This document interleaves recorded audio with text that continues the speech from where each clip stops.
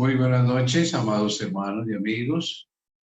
Ustedes son bienvenidos a esta serie tan hermosa como es el santuario, la sombra de la cruz. Tal como es nuestra costumbre, siempre iniciamos invocando el nombre de Dios y la presencia del Espíritu Santo. Allí donde están ustedes, por favor, acompáñenos en una actitud de oración. Nuestro Padre, nuestro Dios, elevamos nuestras voces con un sentido de gratitud por todas tus bendiciones derramadas durante este día. Y gracias porque podemos dedicar esta hora para estudiar tu santa palabra. Bendice el tema a escuchar hoy sobre la fiesta de Pentecostés. Espíritu de Dios, graba todas estas lecciones de amor en nuestro corazón. Lo pedimos en el santo, bendito, precioso nombre de Jesús. Amén. Amén.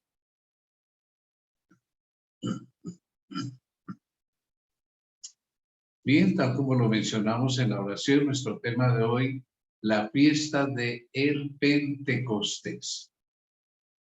Ahora bien, la vez pasada estuvimos hablando sobre la Pascua y hablamos sobre los panes sin levadura. Esa fue la primera fiesta de la cual hablamos. Esa sería una segunda fiesta. Pregunta para ser contestada. ¿Cuántas veces al año mínimo debía ir un judío al templo? Y entonces encontramos la respuesta en Deuteronomio capítulo 16, versículo 16. Y la palabra de Dios nos contesta y nos dice: 3 veces cada año aparecerá todo varón tuyo delante de Jehová tu Dios en el lugar que él escogiere, en la fiesta solemne de los panes sin levadura, y en la fiesta solemne de las semanas, y en la fiesta solemne de los tabernáculos, y ninguno se presentará delante de Jehová con las manos vacías, o sea, debían llevar ofrendas. 3 veces cada año mínimo debía ir un judío al templo. Los evangelios muestran que cuando Jesús cumple 12 años, es llevado por primera vez al templo, cumpliendo pues esta ordenanza de Deuteronomio 16, 16. Así que nosotros podemos ver acá que era una obligación de estas personas, de estos varones, ir al templo. Así que no era si querían o si podían, no. Sinceramente era una obligación delante de Dios. Así que tenían que ir 3 veces al año. Ahora, ¿cuál era la fecha de la fiesta del Pentateuco? Vamos entonces a utilizar el registro sagrado donde nos dice: y contaréis, esto está en Levítico 23, capítulo 23, y contaréis desde el día que sigue el día de reposo. Está hablando aquí de un sábado ceremonial. Desde el día en que ofrecisteis la gavilla de la ofrenda mecida, que ya estudiamos la vez pasada, contaréis 7 semanas cumplidas serán, hasta el día siguiente del 7º día de reposo, sábado ceremonial, contaréis 50 días. Entonces ofreceréis el nuevo grano a Jehová. Como vemos, el número 7 aparece aquí. Después del primer sábado ceremonial que hubo en la fiesta de los panes sin levadura, se van a contar 7 semanas. 7 semanas de a 7 días, 7 por 7, 49. Ese número 7, ¿cómo juega en la Biblia? ¿No? La medida perfecta de 7 semanas después del primer sábado ceremonial, que es la fiesta de los panes sin levadura, la cual comenzó después de la Pascua. Entonces, al día siguiente se cuentan 50 días, dice acá, 50 días. Y ese es el nombre para esta fiesta. Ahora, quiero que vean aquí a continuación la relación de la fecha con los meses. Aquí tenemos 3 meses, los 3 primeros meses, el mes de Aviv, el mes de Siv y el mes de Sivan. En el primer mes, tenemos que en el primer día es la luna nueva, el día 10 debían elegir el cordero pascual, el día 14 era la Pascua, el día 15 comenzaba la semana de los panes sin levadura y era un sábado ceremonial. Así que ayer el martes, el jueves, el viernes, era un sábado ceremonial. Y el siguiente día, el día 16, la gavilla mecida que estudiamos en el tema anterior. Lindo, lindo, ese significado de la gavilla mecida. Y termina la semana en los panes sin levadura el día 21. Vamos a pulsar para denotar aquí los sábados ceremoniales. Bueno, yo tenía ahí algunas animaciones, volvamos a la diapositiva anterior. El día 15 es los panes sin levadura, un sábado ceremonial. Y el día 21 terminan los panes sin levadura, es el segundo sábado ceremonial, cayera donde cayera. Entonces, se cuentan 7 semanas o 50 días y nos lleva el mes de Sivan. Miren ustedes, en la parte azulita, en la mano derecha, está el mes de Sivan. Cae en el día 7 de ese mes, el Pentecostés o fiesta de las semanas, que ya la vamos a ver. Es el día 50 a partir del día 16 de Aviv. Ese es el mandato de Dios. Ahora bien, de esos 50 días que se cuentan, es justamente donde viene el nombre Pentecostés. Hoy por hoy, cuando la gente oye hablar de Pentecostés, ahí no empieza a hablar en lenguas, el derramamiento del Espíritu Santo. ¿Creen que Pentecostés quiere decir eso? Algo con el Espíritu Santo. No, error, no. Pentecostés viene de la raíz penta, que quiere decir 5. Y Costés, 50 días después. ¿Después de qué? Después de la Pascua.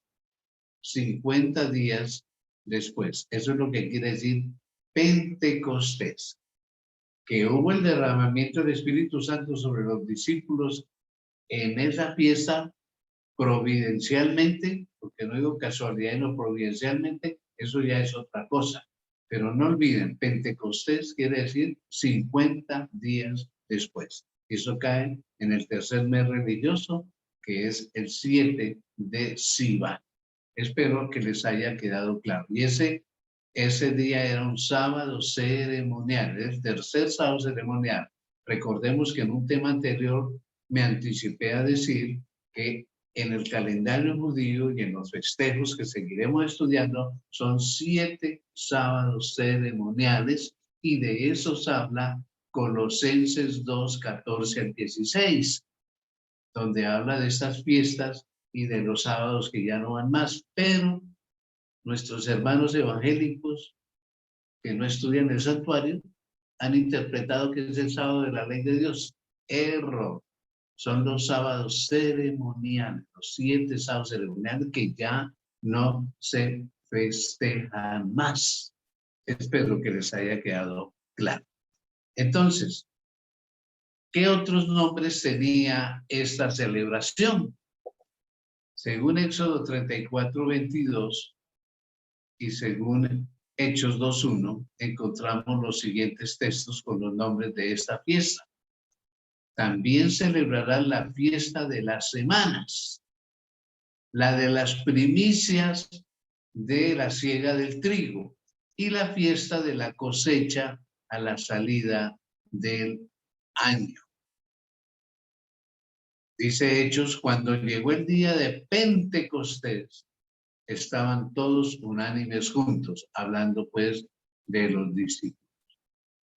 Entonces, nótese, un primer nombre, fiesta de las semanas, sí, porque eran 7 semanas después de la Pascua, 49, 7 por 7, 49 días, y el día 50, Pentecostés.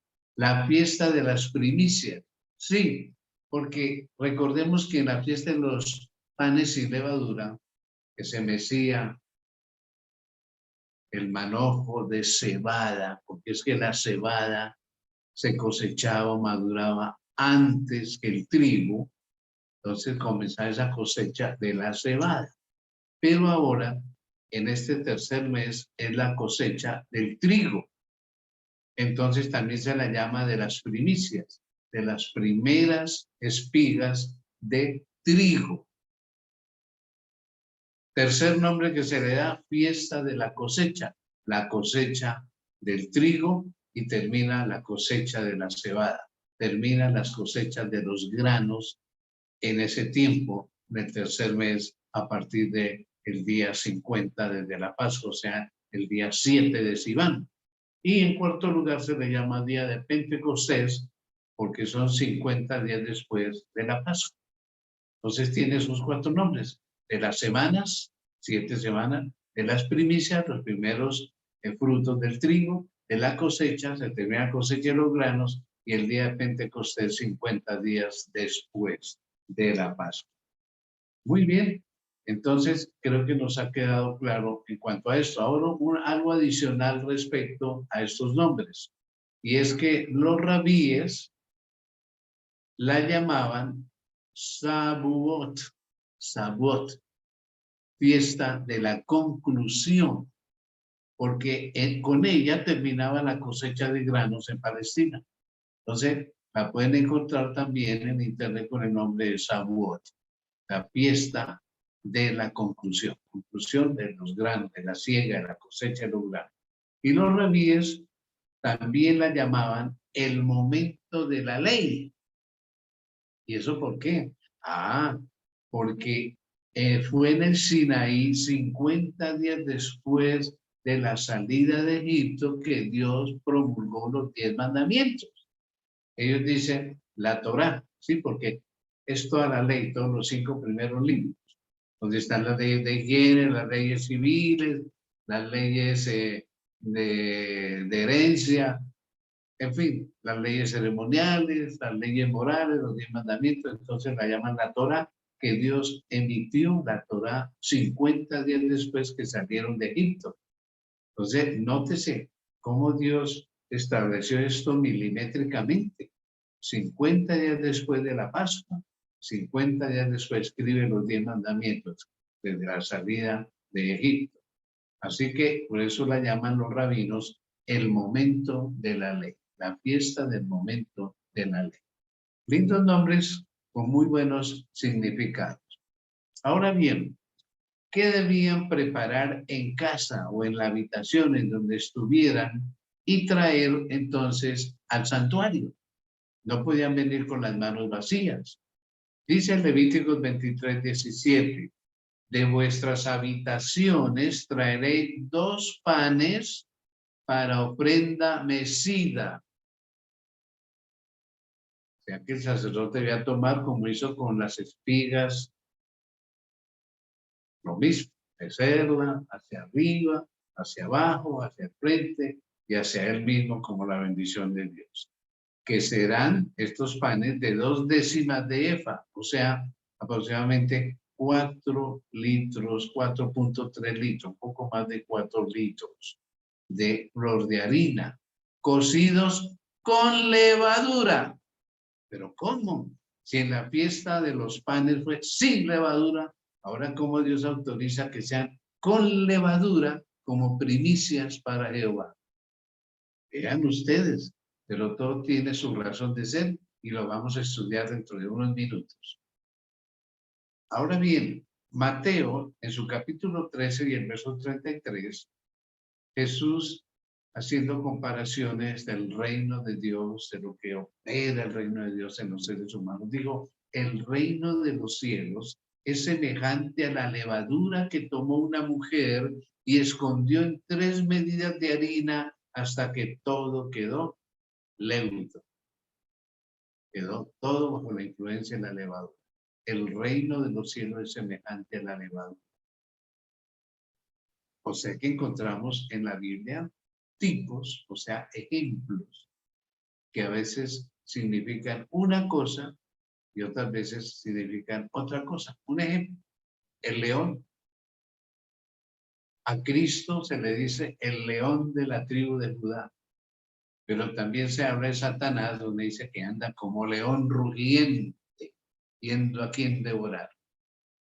Entonces, hay símbolos que tienen su antagonismo, lo contrario, ¿no? En este caso de la levadura, sí, vimos que en esa ceremonia de los panes, símbolo de pecado y no debía estar.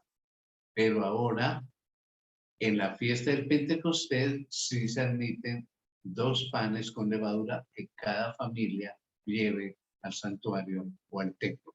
Ya hablaremos del significado de esa levadura. Es un significado extraordinario, tremendo, y tiene que ver con nosotros. Otra pregunta, ¿con qué debían venir acompañados los panes? Levítico 23, versículos 18 al 20, nos dice, y ofreceréis con el pan 7 corderos de 1 año, número 7, perfecto sacrificio, sin defecto, un becerro de la vacada y 2 carneros, serán holocausto a Jehová con su ofrenda y sus libaciones, que eran con vino, con jugo de uva, ofrenda encendida de olor grato para Jehová. Ofreceréis además un macho cabrío por expiación, por perdón, y 2 corderos de 1 año en sacrificio de ofrenda de paz. Ay, ay, ay. Nótese que aquí se mencionan varios tipos de ofrendas. Y el sacerdote los presentará como ofrenda mecida delante de Jehová con el pan de las primicias, de las primeras espigas de trigo y los 2 corderos. Serán cosa consagrada a Jehová para el sacerdote. Como resulta ese texto un poquito complicado por los datos que nos dan, vamos entonces a explicarlo un poquito mejor. ¿Ya? Vamos a destacar entonces las 4 ofrendas en el siguiente cuadro. Primero, se menciona el holocausto para Jehová.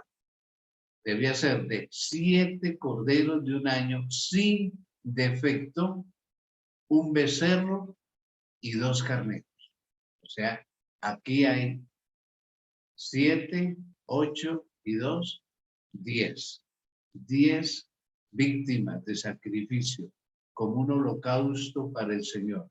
¿Qué quiere decir eso? Era un símbolo de gratitud y reconocimiento por la cosecha de los granos, porque básicamente el pueblo de Israel, después de que llegaron a Canaán, a Palestina, ya no volvió a caer el maná, y entonces la cebada y el trigo eran fundamentales para su alimentación.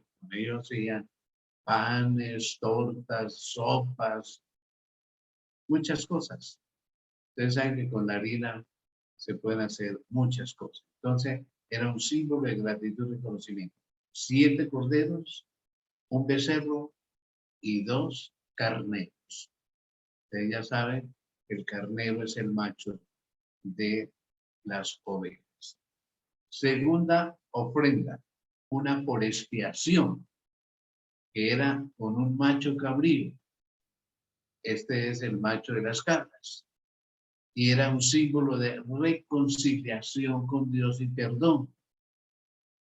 Entonces, todo tenía su simbolismo. Tercero, ofrenda de paz.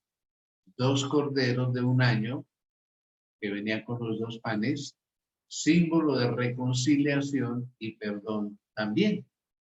Y claro, ¿quién iba a reconciliar al pueblo de Israel? ¿Quién iba a reconciliar a nosotros? Cristo. Entonces todo esto es un símbolo de la reconciliación y el perdón que trajo Jesús con su sacrificio. Para ellos, en el futuro, el Mesías. Para nosotros, lo que Cristo ya hizo en la cruz por cada uno de nosotros. Entonces, en cuarto lugar, tenemos nosotros la ofrenda mecida por el sacerdote con el pan de las primicias y 2 corderos, como un símbolo de gratitud y dependencia para poder entonces suplir las necesidades vitales. Gratitud y dependencia de Dios. Todo esto siempre tenía una finalidad y un símbolo.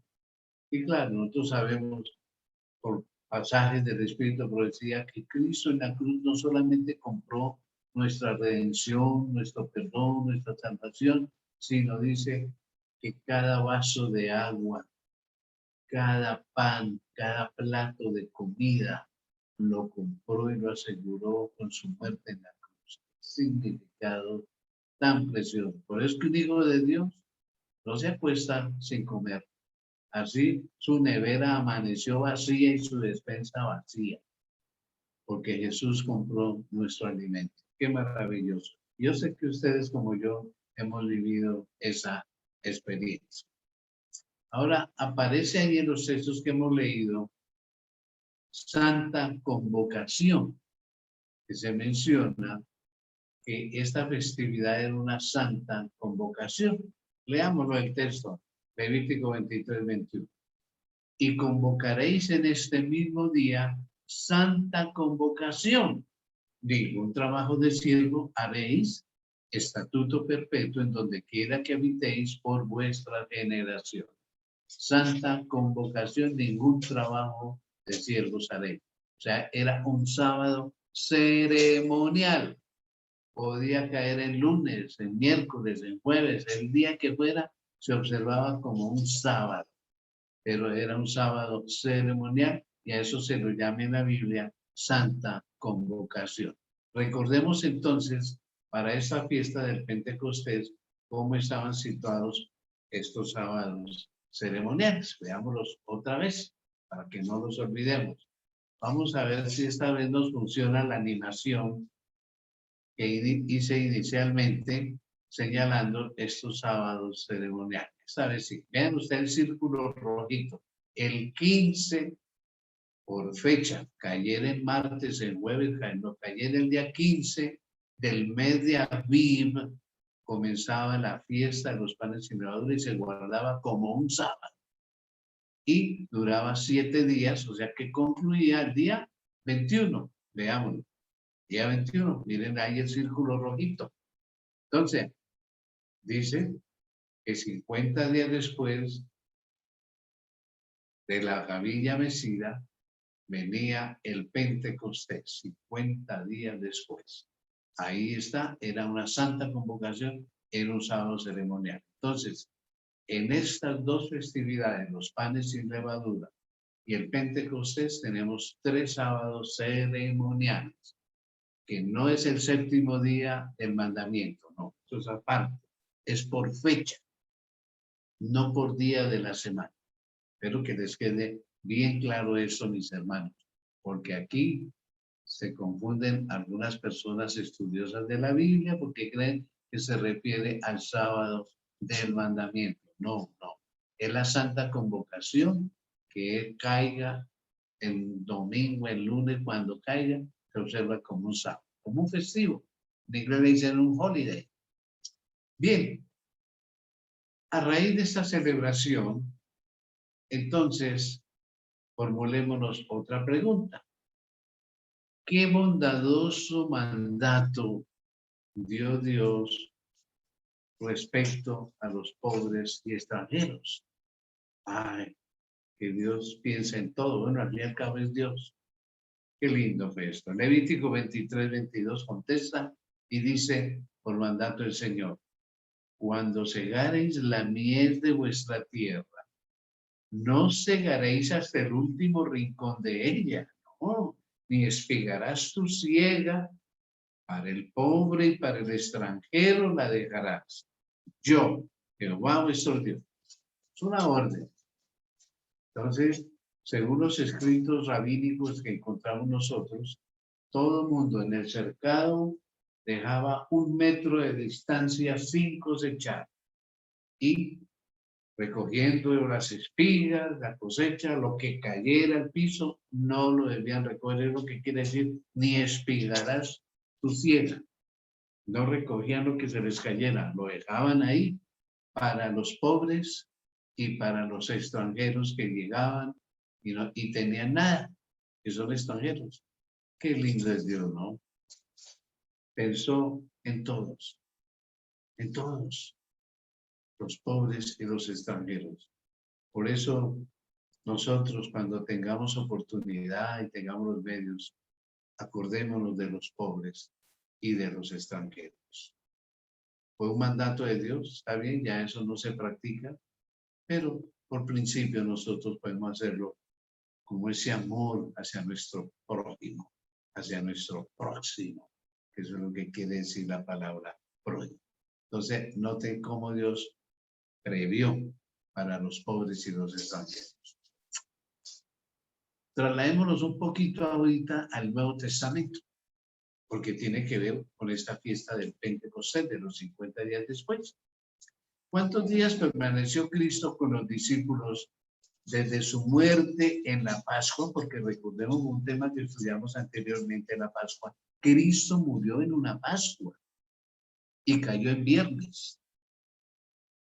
¿Cuántos días permaneció Cristo con los discípulos desde su muerte en la Pascua y a cuántos se apareció?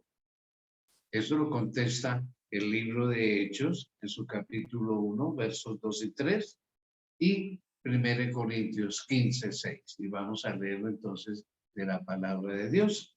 Y dice en la siguiente manera: hasta el día en que fue recibido arriba, o sea que Cristo ascendió, de haber dado mandamientos por el Espíritu Santo a los apóstoles que había escogido, a quienes también después de haber padecido, se presentó vivo con muchas pruebas indubitables, sin duda, apareciéndoseles durante 40 días y hablándoles acerca del reino de Dios. Entonces, Cristo muere en la Pascua, resucita y estuvo 40 días con sus discípulos. 1 Corintios 15, 6. Apareció después a más de 500 hermanos a la vez, de los cuales muchos viven aún y otros ya duermen, dice Pablo cuando escribió esa carta a los Corintios. Más de 500 testigos hubo de la resurrección de Jesús. ¿Cuántos días permaneció Cristo con los discípulos? 40 días. ¿Y a cuántos se les apareció? A más de 500. Fueron testigos visuales, presenciales de la resurrección de Jesús. Si estuvo 40 días, pues ¿cuántos no lo verían en esos 40 días? Tengamos en cuenta esos 40 días, ¿de acuerdo?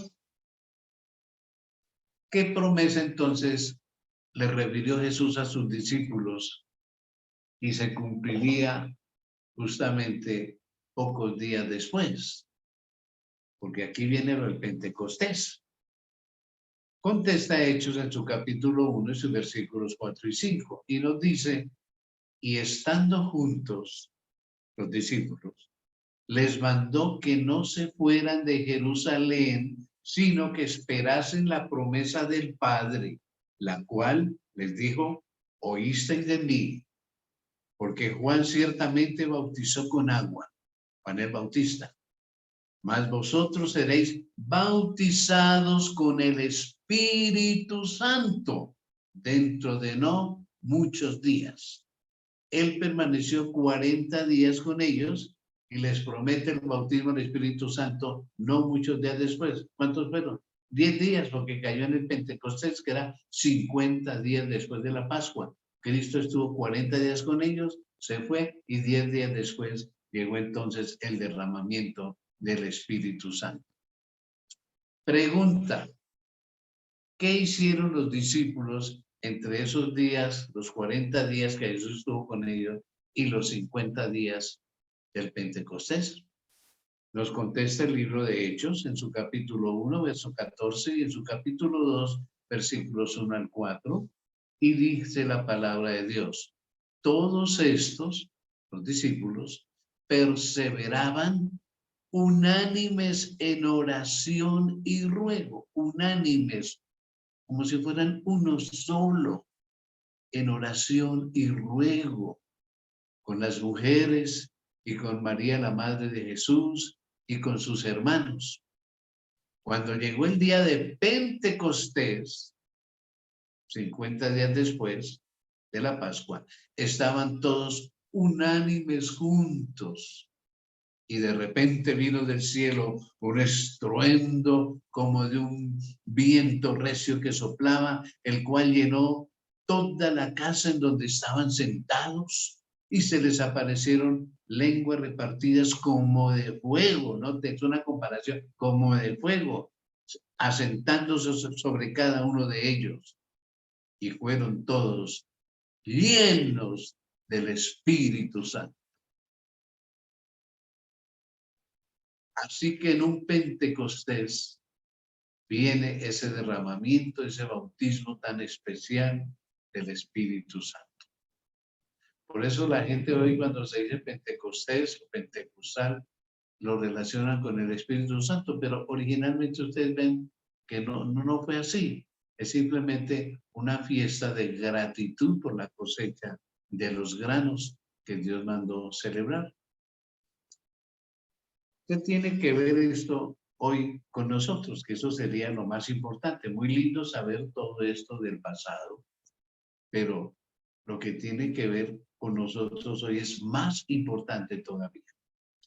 Mateo 13:33, que ya lo leímos hace unos minutos atrás, pero ahora tenemos que volverlo a mencionar.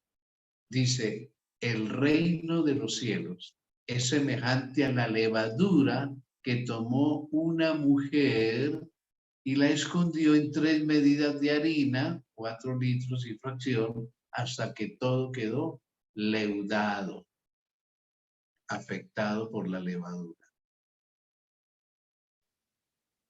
Investigando en el espíritu de profecía, ¿por qué en la fiesta de los panes sin levadura se prohíbe la levadura y es símbolo de pecado, de malicia, de hipocresía, etcétera? Y ahora se autorizaron panes con levadura. ¿Qué significado tiene esto? ¿Por qué esa contrariedad? El libro Palabras de Vida del Gran Maestro, en su página 62, 69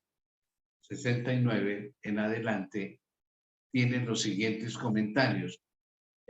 Yo pudiera mencionárselos a ustedes en palabras más, palabras menos, pero hemos tomado la decisión de colocarlos aquí textualmente porque lógico, son más elocuentes de lo que uno puede mencionarles a ustedes en cuanto a qué significa, qué significa la levadura ahora en estos panes. Y dice así, entre los judíos, la levadura se usaba a veces como símbolo del pecado. A veces. Al tiempo de la Pascua, el pueblo era inducido a quitar toda levadura de su casa, así como debía quitar el pecado del corazón. Pero en la parábola del Salvador, la levadura se usa para representar el reino de los cielos e ilustra el poder vivificante y asimilador de la gracia de Dios. Poder vivificante, que lo hace a uno vivo espiritualmente y asimilador de la gracia de Dios, del don, el regalo que no merecemos. Nunca o ninguna persona es tan vil, nadie ha caído tan bajo que esté fuera del alcance de la obra de ese poder, que se lo compara con el poder de la levadura. En todos los que se sometan al Espíritu Santo, aquí debemos someternos al Espíritu Santo, ha de ser implantado un nuevo principio de vida. 2 puntos. ¿Cuál es ese principio de vida? La perdida imagen de Dios ha de ser restaurada en la humanidad. Todo el que se somete al Espíritu Santo se le promete que se le va a restaurar esa imagen perdida por el pecado. Y seguimos leyendo. Pero el hombre no puede transformarse a sí mismo por el ejercicio de su voluntad. O sea, nosotros mismos no podemos cambiar. El hombre no posee el poder capaz de obrar este cambio.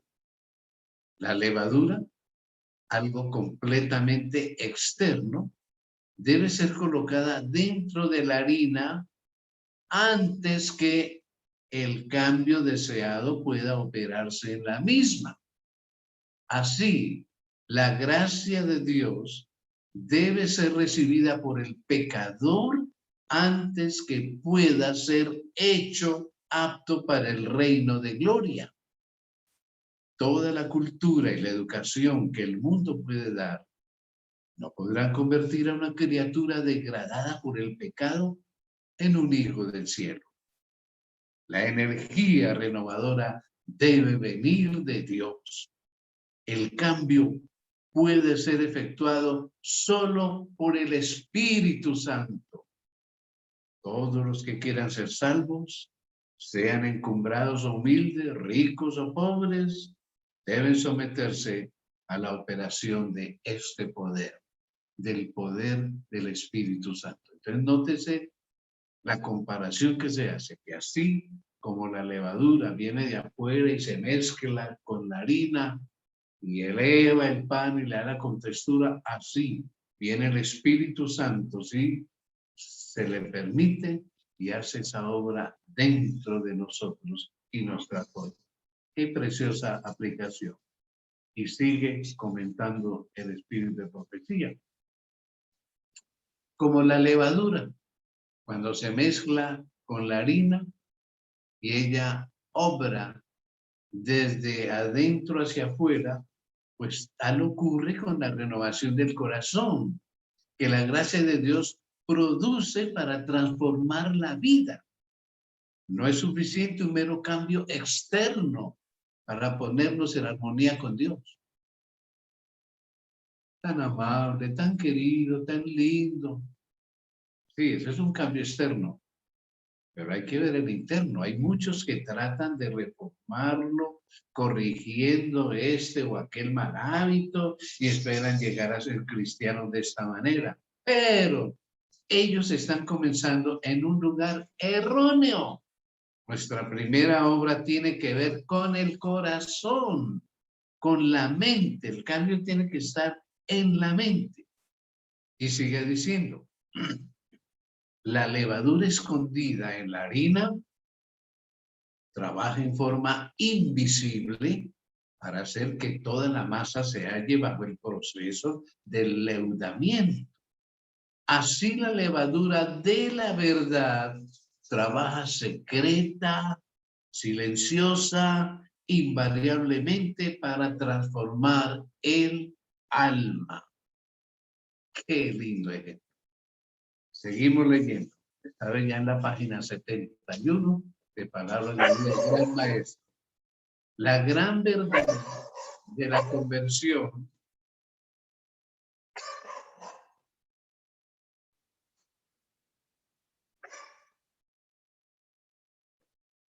la gran verdad, entonces, de la conversión por el Espíritu del corazón, por el Espíritu Santo, es presentada en las palabras que Cristo dirigiera a Nicodemo.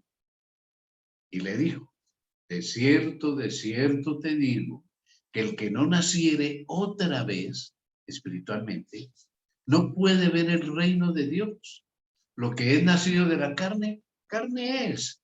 Y lo que es nacido del Espíritu con mayúscula, Espíritu Santo, lo que es nacido del Espíritu Santo, espíritu es, espiritual es. No te maravilles de que te dije, os es necesario nacer otra vez. El viento de donde quiere sopla y oye su sonido, mas no sabes de dónde viene ni a dónde vaya. Así es todo aquel que es nacido del Espíritu Santo. ¿Ya? Es una influencia invisible, silenciosa, pero que se va viendo a través de cada uno de nosotros. Y qué lindo el párrafo que sigue, ya página 71, Palabras de Vida del Gran Maestro, así se llama ese libro de Espíritu de Profecía. Las inclinaciones naturales solo son mitigadas y sometidas. Nuevos pensamientos, uy, qué lindo, nuevos pensamientos, nuevos sentimientos, nuevos motivos son implantados. Se traza una nueva norma del carácter, la vida de Cristo. Se traza una nueva norma del carácter, la vida de Cristo. Nótese, se nos transporta la vida de Cristo en nosotros, ya que empezamos a ser parecidos a Jesús en carácter. Esto es increíble. La mente es cambiada. Las facultades son despertadas para obrar en nuevas direcciones. El hombre no es dotado de nuevas facultades, sino que las facultades que tiene son santificadas. La conciencia se despierta. Somos dotados de rasgos de carácter que nos capacitan para servir a Dios. Y sigue diciendo, a menudo se levanta la pregunta, ¿por qué entonces hay tantos que pretenden creer en la palabra de Dios en los cuales no se ve reforma en las palabras, siguen siendo groseros y en el espíritu y en el carácter de mal genio, vulgares? ¿Por qué hay tantos que no pueden soportar la oposición a sus propósitos y planes, que manifiestan un temperamento no santificado y cuyas palabras son ásperas, despóticas y apasionadas? Se ve en ellos el mismo amor al yo, la misma indulgencia egoísta, el mismo mal genio y lenguaje precipitado que se notan en la vida de los mundanos, o sea, los que no andan con Cristo. Existe el mismo orgullo sensible, la misma concesión a la inclinación natural, la misma perversidad de carácter, que si la verdad fuera completamente desconocida para ellos. La razón es, y aquí está la respuesta, ¿por qué algunos conociendo a Cristo siguen siendo iguales? La razón es que no están convertidos, no han escondido la levadura de la verdad en su corazón. No ha habido oportunidad para que ella realice su obra. Y ya vimos que es la obra del Espíritu Santo, no se le ha permitido. Seguimos leyendo. Sus tendencias naturales y cultivadas a hacer lo malo no han sido sometidas a su poder transformador. Sus vidas revelan la ausencia de la gracia de Cristo, una falta de fe en su poder para transformar el carácter. El Espíritu Santo viene a convencer del pecado, y la fe que nace en el corazón obra por amor a Cristo y nos conforma en cuerpo, alma y espíritu a su propia imagen. Eso es lo que Dios quiere, que lleguemos a reflejar la imagen de Cristo en nosotros, su carácter lindo. Entonces Dios puede usarnos para hacer su voluntad. El poder que se nos da obra desde adentro hacia afuera, como la levadura, induciéndonos a comunicar a otros la verdad que nos ha sido transmitida, el amor a Cristo, y nos conforma en cuerpo y alma y espíritu a su propia imagen. Entonces, Dios puede usarnos para hacer su voluntad.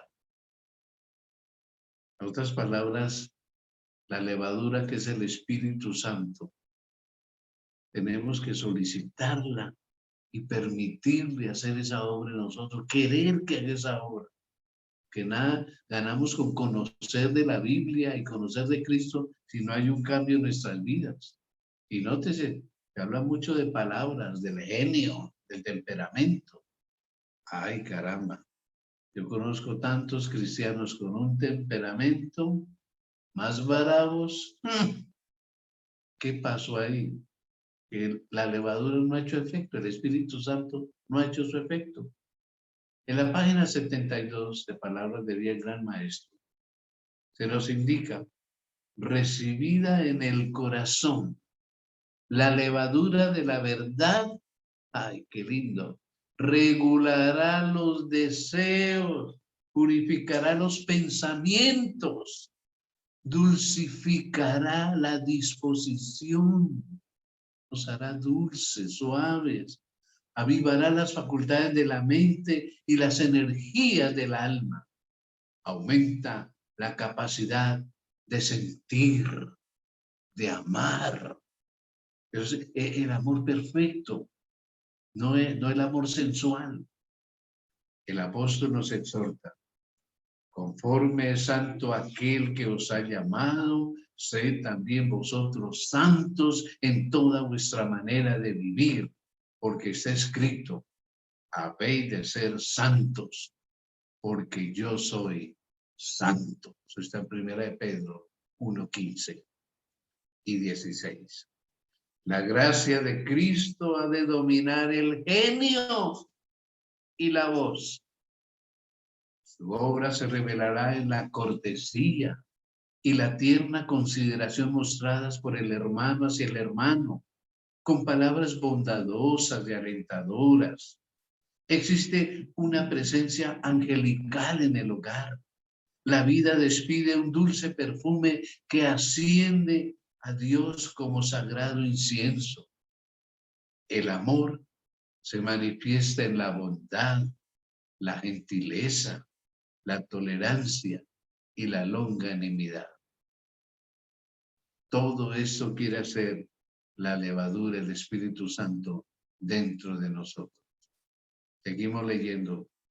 La levadura de la verdad, que ya vimos que el Espíritu Santo efectúa un cambio en todo el hombre, convirtiendo al rústico en refinado, al áspero en amable, al egoísta en generoso.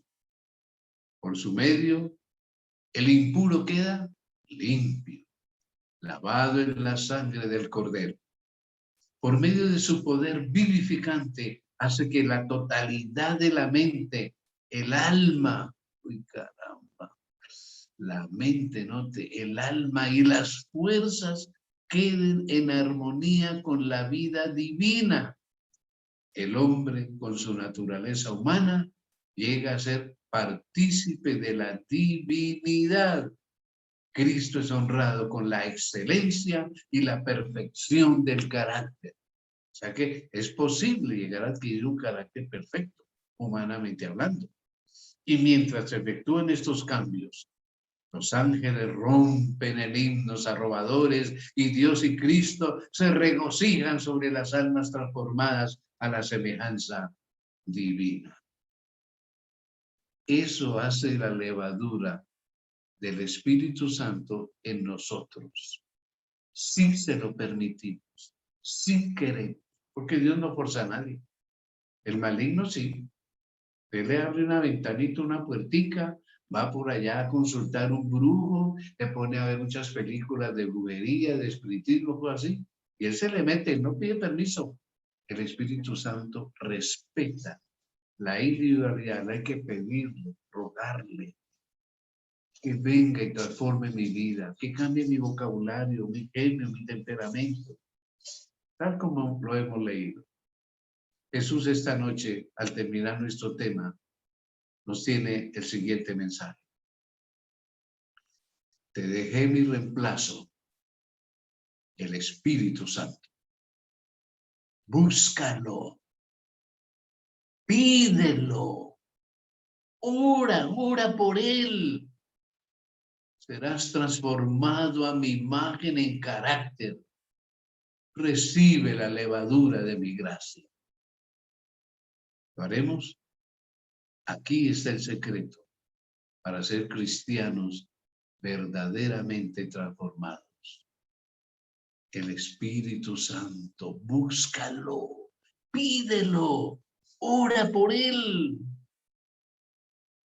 Es un asunto de cada mañana, cada mediodía, cada noche. Cada mañana decirle, Espíritu de Dios, aquí estoy, te entrego las llaves de mi vida. Maneja en mi vida, en lo que hable, en lo que piense, en lo que oiga, en lo que haga. Condúceme, maneja. Así iremos de victoria en victoria. Bueno, esta fue la fiesta del Pentecostés con sus panes con levadura y todos los sacrificios de reconciliación, de perdón y de gratitud. Abramos entonces nuestro micrófono si alguien tiene alguna pregunta respecto al tema de esta noche, si tiene alguna inquietud o si quiere hacer un aporte sobre el tema de hoy, bien puede hacerlo.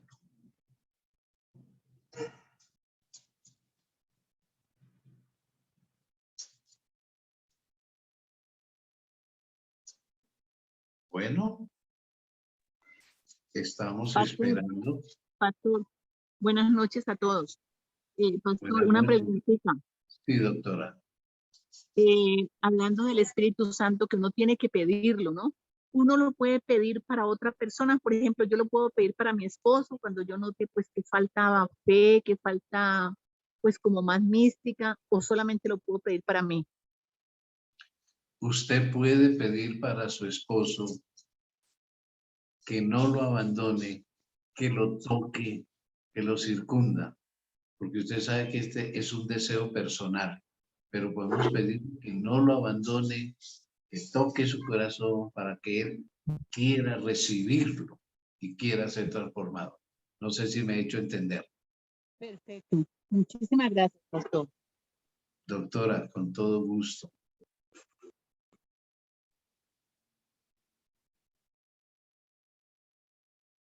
Bueno, ¿alguien más?